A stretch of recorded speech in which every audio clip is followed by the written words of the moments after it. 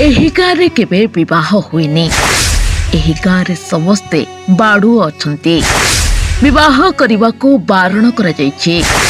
जे विवाह करिब सारा राति उजागर रहिबो। रहिछि एभଳି किछि परंपरा। आज्ञा 350 वर्ष धरी एही गाँव रे केबे विवाह हुईनी। आउ जे विवाह करे सारा राति उजागर रुहे। आसंतु जानिबा काहीकि रहिछि एठारे एभଳି किछि परंपरा। 350 वर्ष धरी कहा घर अगणारे विवाह हुए नहीं। एही गाँवर सबु पुओ झियो बाड़ू अछंती। कहुए जे पर्यंत घर अगणारे झीर विवाह होई नहीं से पर्यंत अगणारे समस्ते बाड़ू रहिबे।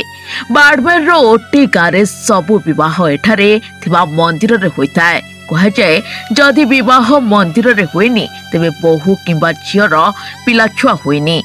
एही प्रथा कारण गाँवर पुओ एवं झील मानक विवाह गाँवर चामुंडा माता मंदिर रे होइताए। तेबे एही गाँटी हेउछि राजस्थान रो बाड़मेर जिलार एमिति गोटे गाँ जार ना हेउछि ओटी गाँ। बाड़मेर जिला मुख्यालय ठारू प्राय 10 किलोमीटर दूर रे एही गाँटी रहिछि। एही गाँव रे मेघपाल समाज जयवाल गोत्र परिवार रहंती। एही गाँव मेघपाल समाज जयवाल गोत्र कुलदेवी माँ चामुंडा माता मंदिर रहिछि। किंतु एही गाँव रे विवाह घरे न होई मंदिर रे होइथाय। झीर विवाहर सबु काम एही मंदिर रे ही करा जाय।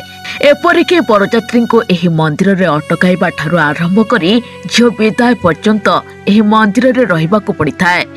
बहुमानंकु मध्य प्रथमे मंदिर रे ओल्हा जाइथाय।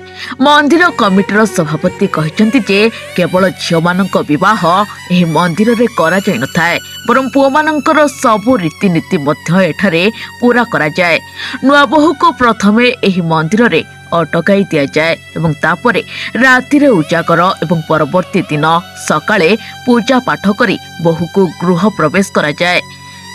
प्राय 350 वर्ष पूर्व बसिथिला एही ओटी गाँटी।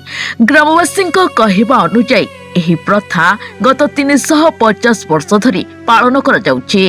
एहा विश्वास रहिछि जे एही मंदिर रे विवाह न कले झीर कोल शून्य होइथाय। तेणु समस्ते झीर विवाह एही मंदिर रे करिथांती। Bureau report BNS live.